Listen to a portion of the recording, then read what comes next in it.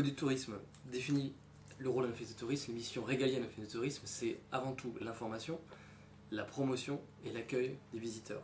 C'est un rôle de promotion du territoire, donc en clair donner envie aux gens de venir nous rendre visite par le biais par exemple d'un site internet complet ou de guides touristiques. Et d'un autre côté un travail d'information qui s'adresse aux locaux mais aussi aux touristes, répondre à leurs différentes questions et aussi diffuser l'information, donc renseigner les gens sur les différentes animations qui ont lieu sur le territoire, les renseignements pratiques qui peuvent leur être utiles, les aider à préparer au mieux leurs vacances et à ce que leur séjour se passe au mieux.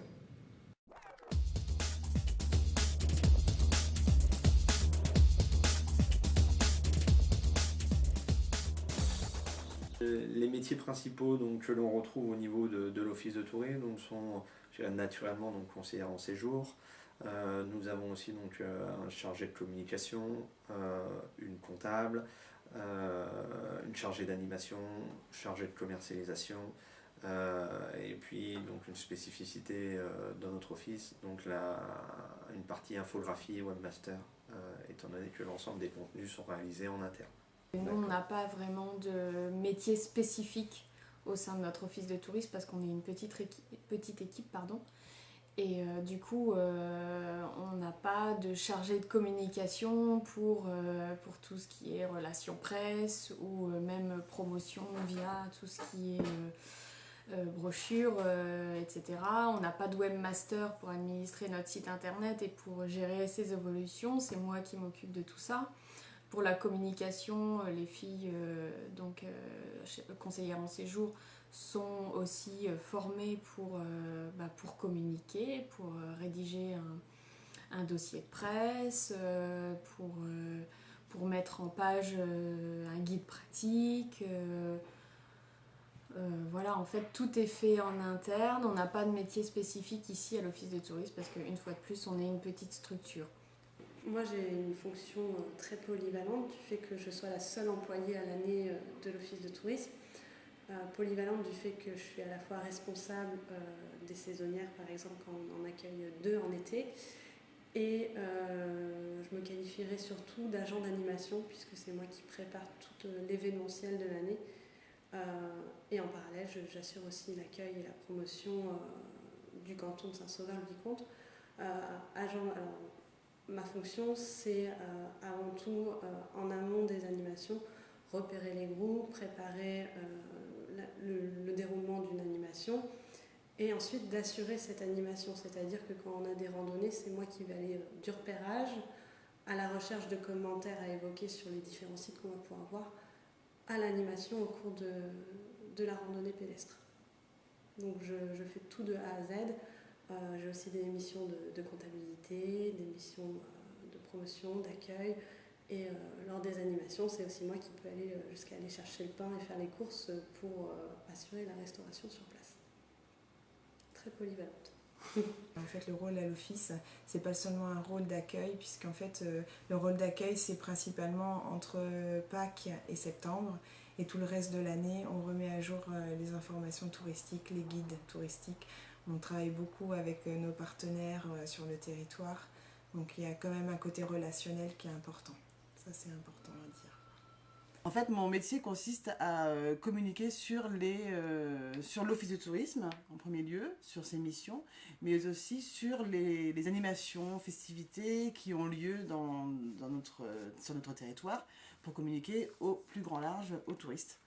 Donc j'ai plusieurs cibles et plusieurs missions, quoi. Donc ça va être communiquer des missions d'office auprès des médias aussi, et via différents supports. Donc ça va être par exemple via un site internet, une application mobile, des affiches, des flyers, et les médias, la presse locale et nationale.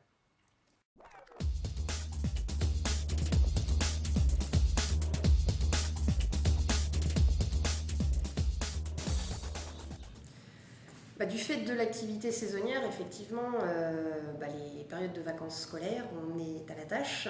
Les week-ends, les jours fériés, en haute saison, effectivement, le personnel d'accueil est à son poste.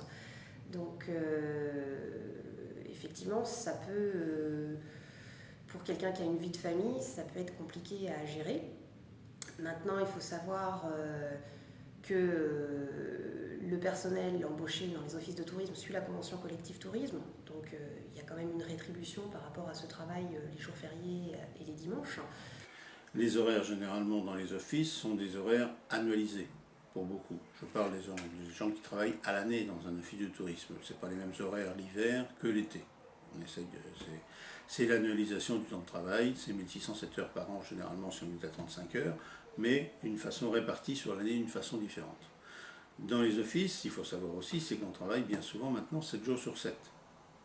Donc il y a forcément du travail du week-end aussi, ce qui fait qu'on a des jours de congé en semaine.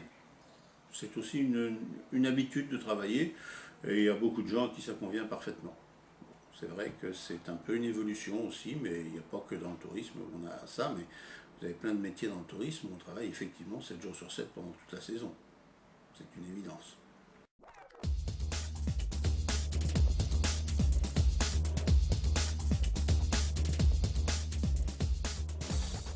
Parce que l'accueil, malgré tout, c'est pas quelque chose donné à tout le monde, hein, parce qu'il faut énormément de patience et d'écoute, et que c'est pas toujours évident. Voilà. Et puis il faut savoir aussi, je pense, laisser la vie privée à la maison, hein, quand on arrive ici. On est là pour accueillir, sourire, donner envie aux gens de visiter notre région. Donc tous les problèmes personnels, ils n'ont pas du tout à faire dans notre métier. Bon, moi, ce que j'aime le plus, c'est le contact avec les gens. Ça, c'est sûr. J'ai une journée il y a plein de monde, mais il faut aimer ça. Celui qui n'aime pas parler aux gens, il ne faut pas qu'il vienne travailler dans le tourisme. Moi, je reçois un CV, direct, je vais en bas voir les langues. Si déjà il n'y a pas l'anglais, je ne perds pas mon temps à le regarder. C'est tout bête, mais pour les postes à l'accueil. Hein. Mais même pour un poste plus spécifique, par exemple en communication ou promotion, chargé de com ou chargé de promo, dans nos métiers, c'est indispensable parce que tous les outils en fait, sont traduits à minima en anglais. Si c'est pour la partie conseillère en séjour, c'est avant tout une maîtrise parfaite des langues étrangères. Donc anglais parfait, et après voilà, une deuxième langue, idéalement allemand ou néerlandais, voilà, c'est l'idéal pour nous. Avec, je dirais, nous comme les profils que l'on recherche spécifiquement, ce sont des personnes qui sont allées à l'étranger. Une personne qui a fait toutes ses études dans le même endroit, qui n'a jamais bougé. Pour un métier du tourisme, voilà, c'est pas marqué des points en tout cas. Quelqu'un qui, voilà, même qui a un parcours un peu chaotique, mais qui a bougé beaucoup, qui est allé justement faire des études à l'étranger ou travailler à l'étranger. Voilà, d'une, il aura les compétences en langue, deux, ça montrera aussi pour nous, en tout cas, son ouverture d'esprit. Je dirais de ne pas avoir peur d'aller justement un peu aller vers l'inconnu. Donc voilà un petit peu nous le profil que l'on recherche souvent spécifiquement pour la partie accueil, avec naturellement le sourire qui va avec. Si on prend par exemple le cas des conseillers en séjour, qui sont effectivement les saisonniers, et notamment pour la saison estivale, et donc forcément des recrutements qui ont lieu tous les ans. Et là, très clairement, sur le CV, on va avoir du mal à cerner la personne, donc on peut se tromper sur la sélection des candidats, c'est vrai. On se trompe moins quand même lorsqu'on rencontre la personne en face, puisqu'effectivement, ce qui est absolument primordial pour le conseiller en séjour, c'est déjà forcément d'avoir une bonne présentation, d'avoir une bonne diction, et puis de sentir qu'il y a vraiment un réel intérêt pour la relation avec le visiteur. Si cet intérêt n'est pas là, si on voit que la relation visiteur n'est pas là, à ce moment-là, on arrête tout de suite parce que on ne pourra pas aller plus loin. Donc c'est vraiment une compétence très importante, le relationnel. C'est la polyvalence. On fait de tout, en fait. Dans une journée, on va faire de l'accueil, on va faire des courriers, on va faire de l'administratif, on va faire de la trésorerie, on va faire... là, par exemple, je suis en train de vérifier tout le nouveau site internet. Donc, on fait de tout en une journée. On ne se cantonne pas devant un bureau, à part la basse saison où là, on fait plus de tâches administratives, où c'est plus long. Mais les 6 mois de l'année, on est amené à faire... plein de choses en fait, et puis la rencontre avec les gens, le contact aussi c'est important. On voyage en fait en travaillant à l'office parce qu'on voit des gens de tout horizon, de toute nationalité, donc c'est aussi important, voilà. Et puis travailler aussi, on travaille dans l'urgence en fait, Voilà. On est un office où il y a beaucoup de touristes qui viennent par jour. Là, on a 1500 personnes qui viennent par jour en ce moment. Donc il faut cibler rapidement la demande et répondre au plus vite et toujours travailler dans l'urgence, faire plusieurs choses en même temps. Du coup, c'est assez un côté, on voit pas le temps passer, quoi, un peu intrépide. On est partout et nulle part à la fois, en fait. Ça, moi, ça me plaît bien, ce côté-là. Et là, la polyvalence, c'est absolument indispensable mais dans tous les métiers du tourisme, je dirais que la polyvalence est indispensable, ne serait-ce que parce que dans le tourisme, c'est comme dans le jardinage, il y a 4 saisons. Et pour avoir vécu une saison touristique, c'est pas 2 mois, c'est 12 mois.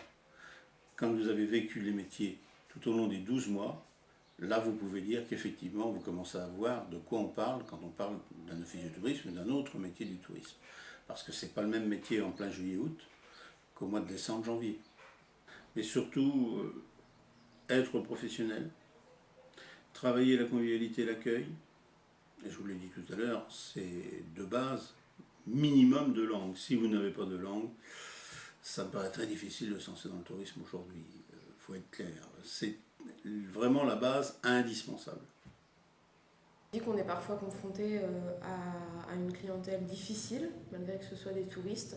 Il y a aussi une clientèle exigeante, puisque de toute façon, les touristes, même s'ils sont en vacances, s'attendent à un service quand même de qualité, puisqu'ils déboursent pour ces vacances, et les gens font de plus en plus attention. Donc ils souhaitent avoir quelque chose, un accueil irréprochable, avec des services irréprochables. Donc ça demande aussi de la patience, il faut être à l'écoute de la clientèle, et puis un sens, des qualités relationnelles importantes. Il faut savoir gérer, il ne s'agit pas de simplement accueillir, il faut savoir guider la demande, et puis savoir répondre aux questions, viser bien les réponses.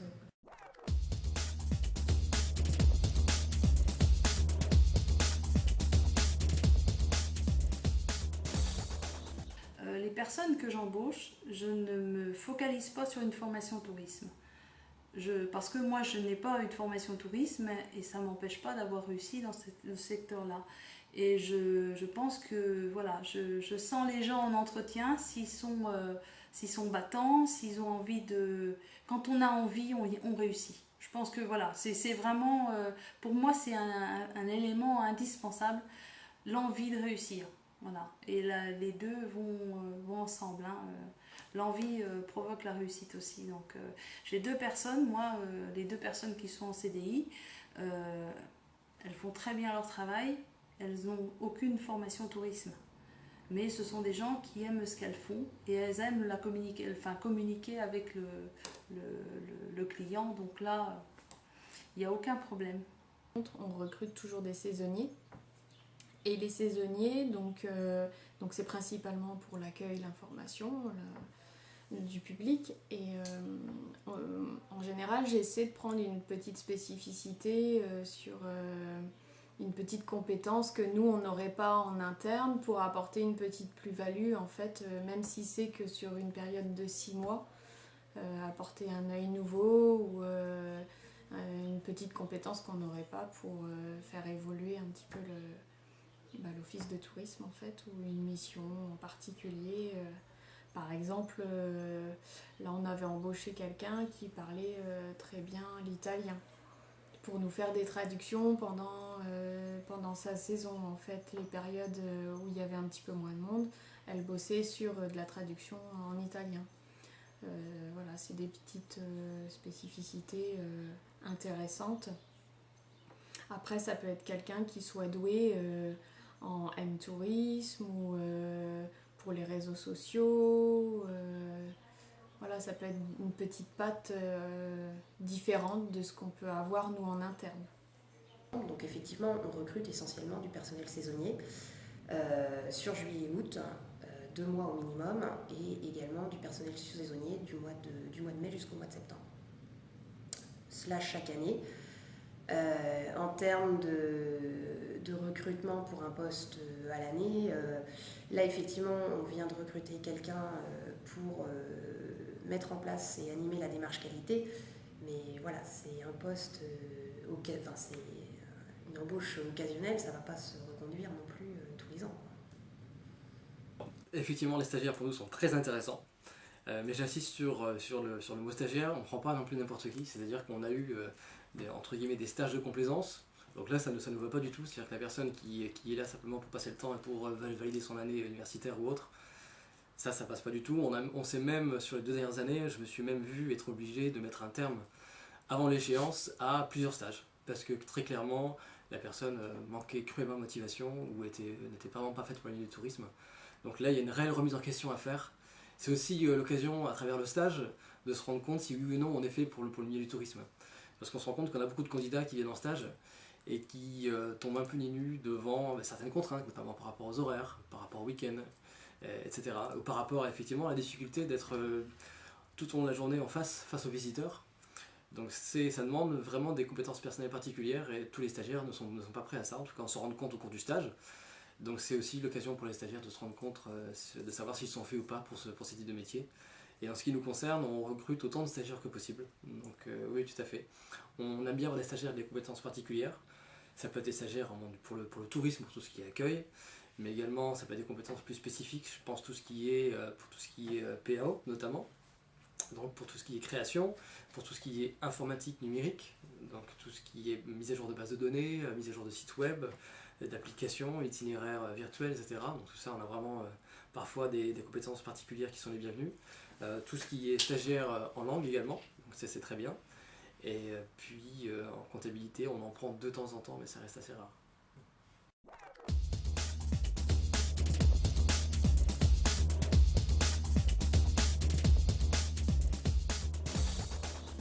Effectivement, c'était un concentré d'informations sur 2 ans, c'était quand même assez intensif. Maintenant, une formation, je pense, quand même relativement intéressante, qui offre en plus des périodes de stage assez longues par rapport à un cursus universitaire. Voilà, c'est quand même toucher le métier pendant une période d'immersion, c'est quand même un plus, je pense. Ça permet de voir en situation ce que ça permet d'obtenir comme métier. Au niveau des BTS tourisme, en règle générale, on les prend pas. C'est voilà, sauf si ça a évolué ou s'ils ont vraiment des profils très spécifiques. Un BTS tourisme sec, on ne prend pas, dans le sens où ça répond pas du tout à notre besoin. Je dirais principalement, si quelqu'un veut travailler dans le tourisme, c'est pas par cette voie-là qu'il doit passer. Dans le sens où c'est beaucoup trop généraliste, ou alors ça peut répondre vraiment très ponctuellement ou partiellement des fois pour certains offices de tourisme, où ça va être vraiment des petits offices de tourisme et la personne devra tout faire, pourquoi pas. Après, la tendance au niveau des offices de tourisme, c'est quand même un regroupement, à une professionnalisation, à être, je dirais, une équipe plus conséquente pour que chacun travaille plus dans son cœur de métier et soit beaucoup plus pointu. Et en ce sens, le BTS tourisme répondra, je pense, encore moins à cette évolution-là. On a plus besoin de techniciens avec, je dirais, un petit plus, qui peut être une année supplémentaire d'ouverture un petit peu au milieu du tourisme, au fonctionnement du tourisme, que de généralistes du tourisme qui, à mon sens, répondent pas spécialement aux besoins, répondent souvent très mal aux besoins primaires en tourisme, c'est le niveau de langue. En termes de formation, en tout cas, moi, ce que j'ai pu voir, c'était vraiment pas ça. À mon sens, un BTS tourisme, il devrait y avoir un stage imposé, par exemple, au minimum de 6 mois à l'étranger pour maîtriser une langue. Maîtriser, en tout cas, avoir une meilleure connaissance de la langue. Donc, en tout cas, nous, au niveau de l'Office de tourisme de l'Alle, s'il y a un BTS tourisme avec autre chose, pourquoi pas. Si c'est juste BTS tourisme sec, nous, on ne prend pas. Alors effectivement, on a beaucoup de candidats qui postulent après un BTS tourisme, donc c'est intéressant. Je dirais que peut-être le défaut de personnes que je vois juste après le BTS, c'est que, outre peut-être le manque d'expérience professionnelle, mais c'est pas grave, ça s'apprend sur le terrain sans aucun souci, c'est le manque de compétences linguistiques. C'est-à-dire qu'effectivement, surtout pour les postes d'accueil, les compétences en langue sont primordiales. C'est-à-dire qu'on va, en tout cas je vais vraiment préférer une personne qui n'aura pas de formation touristique, mais qui va sortir d'une licence CELEA par exemple, ou universitaire, mais qui va avoir une réelle compétence linguistique, ou encore une personne qui va être complètement bilingue. Là vraiment c'est un réel avantage pour nous, aussi bien en termes d'accueil pour le contact avec les visiteurs, qu'en termes de back-office pour tout ce qui est traduction de nos brochures, mise à jour de nos bases de données. Pour nous, avoir quelqu'un qui soit capable de faire la traduction d'une langue vers l'autre, anglais, allemand principalement, c'est un réel avantage, et j'insiste vraiment sur le fait que les personnes en général ont des carences au niveau des langues, et c'est vraiment quelque chose de très important. Il n'y a pas de stage en scolaire en juillet-août. Bon, on a le droit, mais je trouve quand même qu'il y a un petit problème. Parce que si on retire la période juillet-août dans le tourisme, dans le Cotentin entre autres, j'ai l'impression qu'il y a un petit manque quand même dans la formation, non? Vous ne trouvez pas?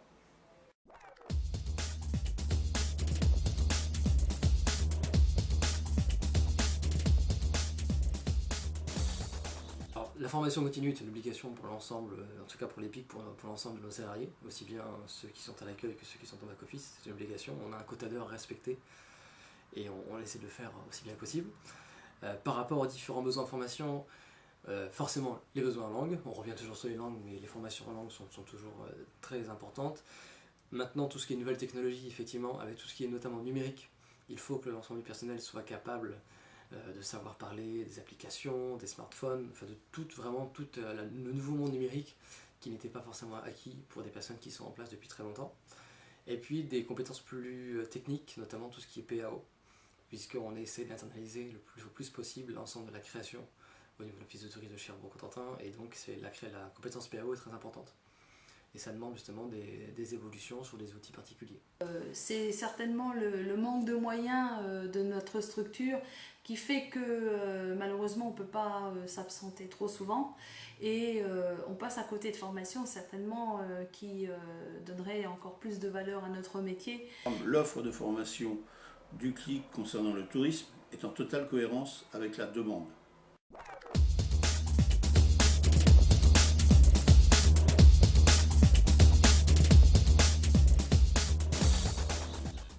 Très clairement, avec l'arrivée d'Internet et de tous les sites d'information touristique ou de réservation hôtelière qu'on peut trouver en ligne, on a là un réel concurrent, et l'office de tourisme, dans sa mission classique d'accueil, doit vraiment se démarquer de tout ce qui est prestations Internet par son expertise du territoire. C'est vraiment là le cœur du métier de l'office de tourisme, et notamment du personnel humain, c'est de prouver qu'ils connaissent vraiment le territoire et qu'ils vont être capables de donner un conseil personnalisé, d'apporter une réelle expertise aux visiteurs qui viennent les voir, non pas pour avoir la liste des hébergements, parce que ça ils l'ont sur le web, mais pour savoir quel hébergement pourra lui être conseillé en fonction de ses vrais désirs, de ses vraies attentes. Et donc c'est vraiment là que le métier a changé. On n'est plus comme auparavant on pouvait être des pourvoyeurs de brochures, où on avait des brochures hébergement, des brochures restauration ou gastronomie, et on donnait une liste, et on se devait plus ou moins de rester objectif. Je pense que maintenant il y a une réelle évolution par rapport à ça. Le visiteur qui rentre dans l'office de tourisme ne veut pas avoir une liste de 15 hébergements, ça ne l'intéresse pas. Il veut vraiment avoir un conseil personnalisé et que la personne en face de lui s'engage, quitte à donner un ou deux noms à la fin du rendez-vous. Il veut vraiment ressortir avec une adresse ou deux adresses précises. Et donc c'est en cela que vraiment le métier a véritablement évolué. Et c'est en passant par cette expertise qu'on pourra faire évoluer l'office de tourisme et lui faire vraiment garder son intérêt. Sinon, très clairement, Internet risque d'être un sérieux problème pour les offices de tourisme et pour leur mission dans les années à venir. Mais effectivement, on a quand même une tendance à la baisse de la fréquentation de nos points d'accueil chaque année. Donc on se rend bien compte que les touristes obtiennent leur information autrement qu'en franchissant la porte de l'office de tourisme. Donc il est clair qu'on est obligé de s'adapter à cette révolution, cette évolution, et de nous former au métier du numérique. Donc on parle beaucoup d'animateurs numériques de territoire. Pour le moment, on n'en a pas encore dans notre équipe, mais il est clair qu'à terme, il faut qu'on aille vers cela aussi. Je pense que le sourire de l'hôtesse et la gentillesse de l'hôtesse, ça ne pourra pas être remplacé par une machine. Non, non.